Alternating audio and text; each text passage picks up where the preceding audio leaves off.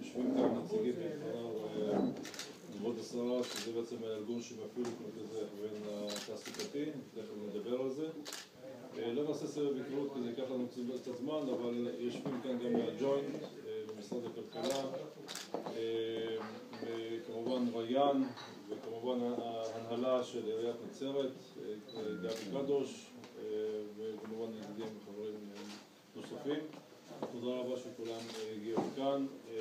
אני רוצה לברך את ראש הרשות היקר, את אלי, שבאמת מהווה מודל לראש עיר מאוד מאוד מוצלח, שגם יודע למנף את העיר בכל ההיבטים, ובין בעיניי, כמי שאמונה על התחום של הפיתוח של החברה הערבית בישראל, זה בעיניי מודל להצלחה, וכאן אנחנו צריכים להשקיע המון משאבים כדי שאתה תהיה, אנחנו אומרים, הדובדבן שכולם ירצו לשאוף אליו כמודל לחיקוי. וזה מראה שכשבאמת באים כל הגורמים ומשתפים פעולה, אז אפשר לייצר פה רק איכות ורק התקדמות ועשייה מפותחת ורק בשורות טובות. أهلا وسهلا فيكم. هذا الرسالة المهم بالنسبة للمركز ريان. اللي بيعرفش هذا المركز نحكي عليه أنا أقول אני הבנתי את כל מה שאמרת על זה. טוב בערבית.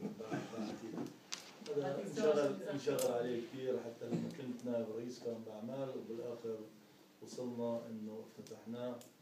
مساعدة كبيرة من أيمن، بنشكر أيمن يعني بالشغل بالجهد اللي حطه حتى نفتتح هذا المركز.